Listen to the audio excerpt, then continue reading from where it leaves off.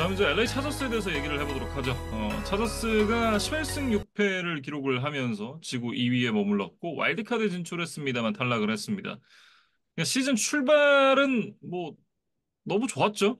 시즌 출발은 굉장히 좋았습니다만 결국은 시즌이 끝났을 때는 뭔가 좀 아쉬움이 있었다라는 느낌이 많았었고 뭐 짐 하바 감독을 영입한 이후에 한 시즌 만에 턴어라운드를 만들어냈다라는 건 굉장히 좀 고무적인 부분이겠죠. 그럼에도. 그러니까 덴버와 이제 딱 비슷한 위치인 것 같아요. 네. 그러니까 정규 시즌에서는 어쨌든 뭐 플레이오프까지는 갔습니다만 뭐 그 이상을 가기에는 좀 부족함이 있었다. 네. 그래서 이번 시즌에는 그 짐 하바 감독이 선호하는 러싱 공격에 대한 개선을 통해서 새로운 시즌을 좀 준비하고 있는 것으로 보이거든요. 그래서 이제 포지션 그룹별로 좀 살펴보면 좋을 것 같아요. 네, 일단 뭐 저스틴 허버트에 대한 얘기를 해야겠죠. 지난 시즌에 지마바 감독이 오면서 가장 이제 좀 드라마틱하게 역할이 바뀐 선수는 저스틴 허버트라고 봐야 될 것 같아요. 기존에는 허버트 해줘 이러면서 계속해서 패스를 시켰다면 작년에는 저스틴 허버트를 꽤나 좀 보호하는 부분이 많았었거든요. 네, 러싱을 바탕으로 경기를 풀어가면서 저스틴 허버트가 지난 시즌에 경기당 패스 시도 횟수 커리어 로우를 찍었습니다. 이건 좋은 부분인 거죠. 그래서 저신 허버트가 굉장히 부담을 덜 수 있었고 인터셉션의 비율이 줄어든 것도 어느 정도는 그 덕이라고 봐야 될 것 같아요.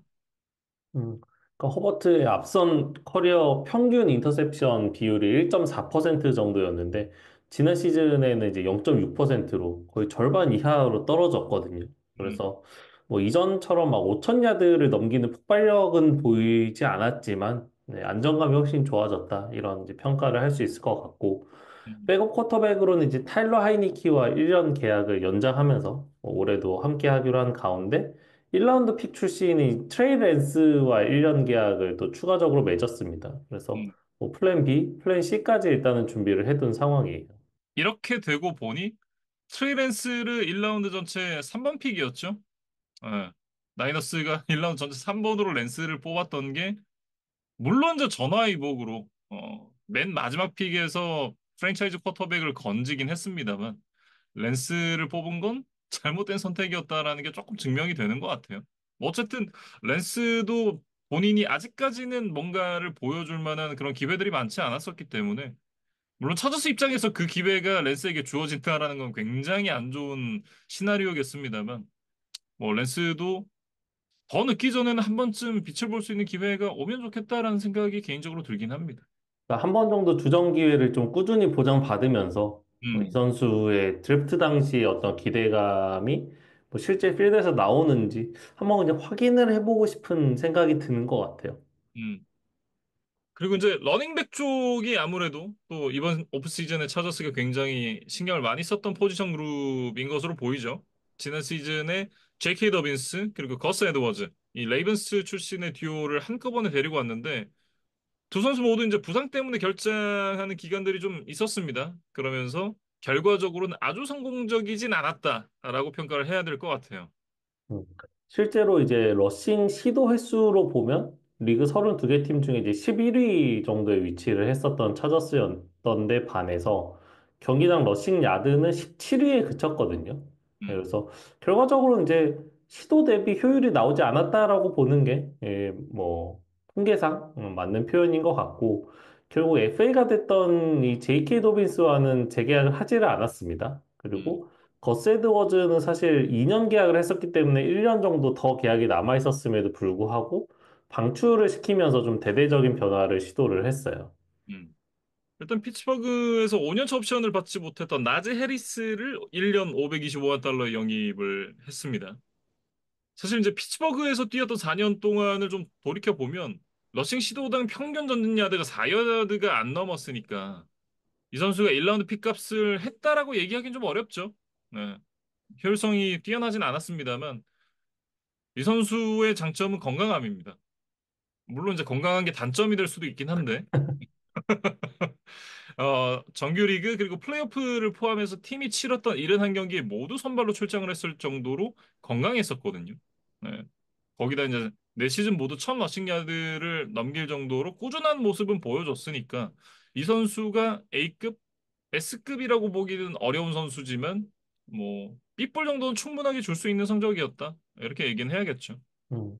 그러니까 특히나 이 부상이 많은 러닝백 포지션임을 감안하면 저는 뭐 그거보다는 조금 더 높은 등급을 줘도 괜찮다는 생각은 들어요. 네, 그래서 특히나 차저스 같은 경우에 지난 시즌 뭐 도빈스라던가 에드워즈 이런 선수들이 부상 때문에 좀 마음고생을 했었었잖아요. 차저스 음, 입장에서는. 뭐이 선수들이 뭐 결장도 많이 했고 또 기복도 있었기 때문에 그래서 좀 꾸준한 상수에 대한 니즈가 좀 크지 않았나 싶어요. 그래서 음, 그러한 상황에서 이 나지 해리스는 굉장히 좀 좋은 선택지가 아니었나라는 생각을 개인적으로는 하고 있고 네. 여기에 이제 드래프트 1라운드 전체 22번 픽으로 노스캐롤라이나 대학 출신의 러닝백 오마리온 햄튼까지 뽑았거든요. 음. 그러니까 FA 시장, 그다음에 드래프트 상위 라운드 픽까지 태우면서 러닝백 보강에 굉장히 열을 올렸다. 이렇게 좀 정리를 해야겠습니다.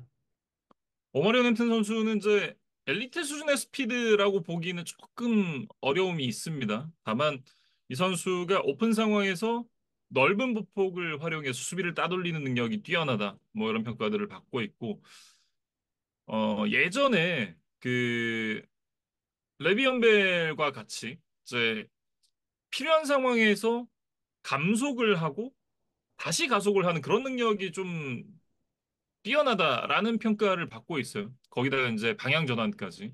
그러니까 이 러닝백들이 잘하는 거. 보통의 러닝백들이 모두 다 갖고 있는 능력이죠. 그 빠르게 가속을 하는 능력.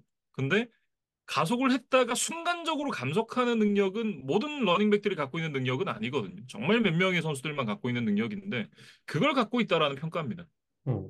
그리고 이제 컨택을 당했을 때 이 밸런스를 유지하는 능력이 뛰어나서 이 라인 오브 스크리미지 뒤에서 어떤 컨택을 당했을 때도 손해를 최소화할 수 있는 선수다라는 또 평가가 있었어요. 그리고 뭐 패스 프로텍션 능력도 이제 굉장히 뛰어나서 리시빙 옵션으로의 활용도는 높지 않겠으나 어떤 엑스트라 블로커로서의 역할은 또 충분히 해낼 수 있는 선수다라는 이제 음, 분석들이 있었습니다. 그래서 어 요런 이제 강점이 있다면 사실 패싱 다운에서도 어느 정도 필드에 설 수 있는 명분, 이제 활용도가 있는 선수라고 또 봐야겠죠. 그래서 그런 음, 부분들도 좀 플러스 요소로 작용을 할 것 같고 대학에서도 이제 최근 두 시즌 연속 1,500 러싱 야드를 넘길 정도로 수치적으로도 굉장히 이제 자신의 능력을 인정을 받았던 그런 오마리온 햄튼이었는데 그만큼 이제 연평균 250번이 넘는 러싱 시도를 했다는 거는 또 잠재적인 이제 부상 리스크로 작용하지 않을까 하는 우려도 있고 음, 또 이제 러싱을 할 때 이제 다소 무게중심이 높고 볼 세큐리티 능력이 좀 떨어진다라는 단점도 지적은 되고 있습니다. 음. 뭐 나제리스랑 일단 뭐 주전 경쟁을 하긴 하겠습니다만 뭐 러닝백이라는 포지션 특성상 이게 주전이든 아니든 사실 이 선수가 많은 스냅을 갖고 갈 건 분명하거든요. 그렉 로먼 오펜시브 코디네이터의 기존의 성향을 또 생각을 해본다면 활발한 또 러닝백 로테이션을 충분히 예상할 수가 있습니다. 그러면서 본인이 자신을 증명할 기회는 충분히 부여받을 것이다. 이렇게 예상할 수 있죠. 음. 그리고 이제 리시버 쪽에서의 변화를 좀 살펴보면 일단 지난 시즌 신인으로 들어와서 곧바로 첫 리시빙 야드를 넘기면서 이제 단숨에 팀의 넘버원 리시버로 올라서 이 레드 맥콘키가 뭐 2년차 시즌을 맞는 가운데 베테랑 마이크 윌리엄스를 1년 계약을 하면서 어떻게 보면 재결합을 했죠. 그래갖고 음, 저도 또 오랜만에 이 풋볼 뭐 소식을 이제 공부를 하다 보니까 그냥 마이클 윌리엄스가 올해도 있나 보다라는 순간적인 착각을 했던 것 아, 같아요. 네, 근데 음, 생각해보면 작년에 이제 나가서 뭐 한 두 팀 정도로 이제 떠돌다가 다시 차저스로 돌아온 게 맞습니다. 네, 음, 그래서 마이클 윌리엄스의 어떤 전성기를 기억하는 차저스 팬들에게는 뭐 꽤나 반가운 소식일 수도 있겠으나 음, 현실적으로는 차저스에서의 마지막 해 그리고 이제 팀을 잠시 떠났던 지난 시즌까지 최근 두 시즌의 어떤 퍼포먼스 뭐 건강함 이런 부분에서는 굉장히 좀 문제를 드러냈던 선수기는 했었어요. 그래서 약간 이제 존재감이 좀 사라져 있었던 상황인데 일단 다시 차저스로 돌아왔습니다. 그래서 현재 뎁스 차트에는 마이크 윌리엄스가 이제 넘버 투 리시버로 이름을 올리고 있는데, 그 정도 역할을 지금 당장 해낼 수 있을 것 같지는 않다라는 약간의 회의적인 시선은 있기는 한 것 같아요. 그러니까 장기 연애를 했었던 전 여자친구를 다시 만나는 것 같은 그런 느낌이죠. 근데 헤어진 데는 분명 헤어진 이유가 있었을 거고 그러니까 다시 재결합을 굳이 했어야 됐나라는 생각을 저는 갖고는 있는데 뭐 어쨌든 마지막 불꽃을 또 마이크 윌리엄스가 차저스에서 태울 수 있을지 이런 부분 한번 지켜보긴 해야겠죠. 그리고 드래프트 2라운드 전체 55번 픽으로 올미스 출신의 트레 해리스라는 리시버가 추가가 됐습니다. 이 선수도 188cm의 빅바디 리시버거든요. 근데 뭐 마이크 윌리엄스나 퀸틴 존스톤 같은 장신 리시버가 있는 상황인데 또 비슷한 선수를 뽑을 필요가 있었느냐. 뭐 이런 생각도 한편으로 들기는 한데 이 팀의 쿼터백이 저스틴 허버트잖아요. 그래서 일견 좀 이해가 가는 부분도 있는 것 같습니다. 어쨌든 그 빅바디 리시버를 붙여놓고 딥볼을 꽂아 넣을 수 있는 능력이 있는 쿼터백에게 딥패스를 좀 많이 시도를 하는 그런 운영을 좀 할 수도 있겠다라는 생각이 들기는 해요. 음. 그러니까 차저스 구단, 그다음에 이제 코칭 스태프가 원하는 리시버 상이라고 해야 될까요? 뭐 음, 그것이 좀 확고하다는 뜻으로 좀 받아들여야 되지 않을까? 네, 라는 생각을 저도 좀 해봤고, 음, 해리스 같은 경우는 이제 지난 시즌 부상 때문에 8경기밖에 출전하지 못했음에도 불구하고 천 리시빙 야드를 넘겼어요. 음, 그래서 이 FBS 레벨의 모든 리시버 중에 이 경기당 리시빙 야드 기준으로는 가장 뛰어난 기록을 만들어냈습니다. 음, 경기당 128.8 리시빙 야드를 따냈어요. 그랬기 때문에 이제 8경기 만에 이 천 리시빙 야드를 넘길 수가 있었겠죠. 음, 그래서 만약에 이제 부상 없이 풀 시즌을 치를 수 있었다면 드래프트에서 더 인기가 있었을지도 모르겠다. 이런 생각도 좀 해봤고 네, 이 선수의 이제 스카우팅 리포트를 좀 살펴보면 볼을 추적하고 캐치하는 능력이 좀 뛰어나다. 그래서 어떤 장신 리시버이기에 이제 폭발적인 스피드는 아니지만 사이즈에 비해서 그래도 좀 준수한 스피드를 가지고 있다. 그리고 순간적인 방향 전환을 하는 능력이 뛰어나다. 이런 이제 장점들이 있는 리시버라고 소개를 좀 드려야 될 것 같습니다. 이 선수가 그 자이언츠의 넘버원 리시버인 말릭 네이버스랑 고등학교를 같이 나왔습니다. 고등학교 시절에 같은 팀에서 뛰면서 농구랑 풋볼을 이제 해리스가 고민을 하고 있으니까 말릭 네이버스가 와서 아이 풋볼 해 이렇게 이제 얘기를 했다 그래요. 음. 그래서 두 선수의 이제 소속팀인 차저스와 이 뉴욕 자이언츠가 또 4주 차에 맞대결이 뉴욕에서 예정이 되어 있어요. 그래서 아마 뭐 두 선수가 뭐 경기 중 혹은 뭐 경기 전후로도 또 반갑게 만나서 좀 인사를 하는 시간을 갖게 되지 않을까? 뭐 그런 것들도 좀 기대를 해보고 네, 타이트엔드 쪽은 이제 기존에 있던 윌 디슬리에 더해서 바이킹스와 제츠에서 활약을 했었던 이 베테랑 타일러 콘클린과 1년 300만 달러 계약을 했습니다. 그래서 뭐 당장 주전 넘버원 타이트엔드가 바뀌지는 않을 것으로 보이는데 어쨌든 뎁스를 강화했다. 이런 정도의 소식은 전해드릴 수 있을 것 같아요. 그리고 올해는 이제 그 탄탄한 양쪽 태클에 비해서 비교적 약점이었던 인테리어 쪽을 변화를 줬습니다. 지난 시즌에 레프트 가드로 뛰었었던 자이언 존슨 그리고 센터 브래들리 보즈먼의 위치를 맞바꾸는 그런 실험을 할 예정이라 그러는데 자이언 존슨의 5년차 옵션을 실행을 안 했거든요. 이번 시즌이 끝나고 FA가 될 예정인 자이언 존슨이 이번 포지션 변화를 통해서 본인의 가치를 얼마나 또 끌어올릴 수 있을지 이런 부분도 궁금해집니다. 음. 그리고 이제 라이트 가드 자리에는 뭐 미카이 벡튼을 영입을 하면서 조금 업그레이드를 시도를 했는데 이 미카이 벡튼 같은 경우는 원래 이제 제츠에서 커리어를 시작을 해서 지난 시즌 이글스로 이적을 했습니다. 그러면서 이글스에서 기존의 자신의 포지션이었던 태클 대신에 이제 가드로 뛸 것을 주문을 받았었거든요. 근데 이제 이러한 변화가 성공적으로 잘 정착이 되면서 벡튼도 우승 반지를 이제 차지를 했고 또 FA 시장에서 2년 2천만 달러라는 꽤나 준수한 금액을 받으면서 또 새로운 팀으로 이적을 하게 됐어요. 그래서 미카엘 벡튼이 사실 그 제츠 시절 드래프트가 될 때만 해도 정말 엄청난 거구의 피지컬을 바탕으로 NFL에 다른 선수들 이제 찍어 누르지 않겠느냐라는 이제 기대감도 받았지만 좀 부상이 많았고, 뭐, 퍼포먼스가 좀 저조하면서 약간 이제 잊혀져가는 감이 있기는 했었어요. 음. 근데 제치에서의 마지막 시즌, 그리고 이제 이글스에서의 지난 시즌 어떤 이 최근 2년을 보면, 큰 부상에 대한 이슈 없이 꾸준히 경기에 나서면서 또 드래프트 당시 보여줬던 기대감을 어느 정도 충족시키는 그런 활약들을 좀 해왔거든요.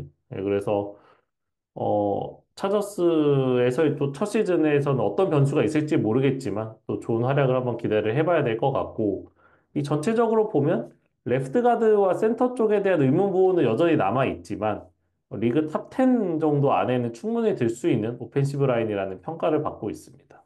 수비 쪽은 뭐 여러 가지 또 변화가 있죠. 예, 디펜시브 라인에서 그 푸나포드가 팀을 떠나면서 다시온 핸드를 영입했던 부분, 그리고 코너백 보강을 위해서 예전 펜서스와 스틸러스에서 뛰었던 단테 잭슨을 영입을 한 부분, 이런 부분들이 주요 뉴스입니다만 아무래도 가장 큰 뉴스는 조이 보사 방출입니다. 음. 도이보사는 사실 차더스 어떤 팀 역사를 보더라도 분명히 한 페이지를 장식할 만한 이제 굉장히 굵직한 커리어를 가진 선수죠. 음. 일단 지금은 차더스가 LA라는 이름을 연고지로 해서 뛰고 있지만 샌디에고 시절이었던 2016년에 그 드래프트 1라운드 전체 3번 픽으로 들어왔던 선수였어요.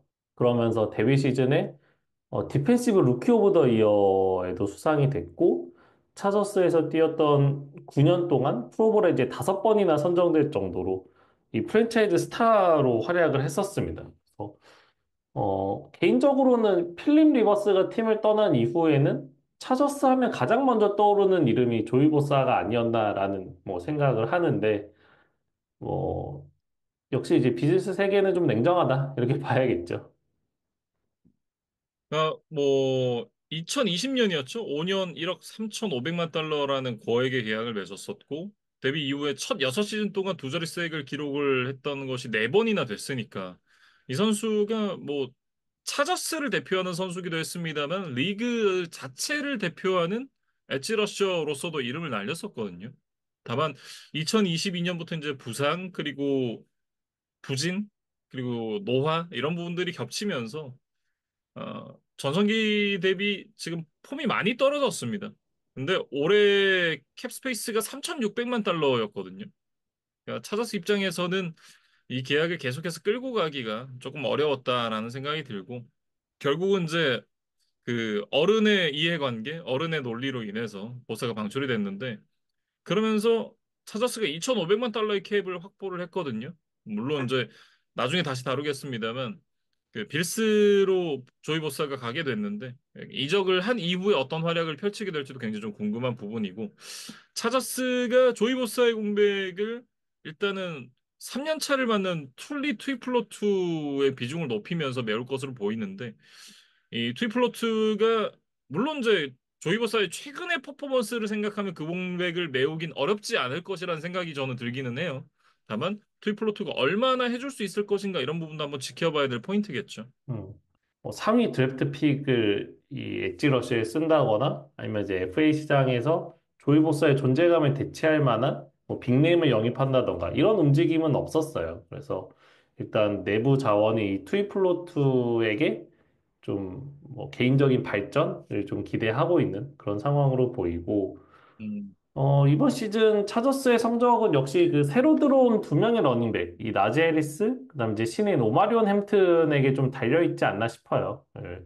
일단은 하바 감독의 성향 자체가 뭐 저스틴 허버트라는 좋은 쿼터백을 가지고 있는 것과는 별개로 러시 공격에 대한 선호도가 이제 꽤나 높은 감독이기 때문에 일단 러싱 공격이 잘 되면서부터 풀어지는 어떤 공격의 선수나 이런 것들을 좀 노릴 가능성이 높거든요. 음. 그래서 덴버와 어떤 치열한 지구 2위 다툼을 계속하지 않을까. 예, 음. 그리고 거기서 만약에 더 좋은 성과가 난다면 또 칩스의 아성에 한번 도전해 볼 수 있는 시즌이 될 수도 있다. 이런 정도로. 그러니까 덴버와 저는 그냥 딱 비슷한 느낌으로 음. 이야기를 마무리를 하는 게 맞을 것 같습니다. 네.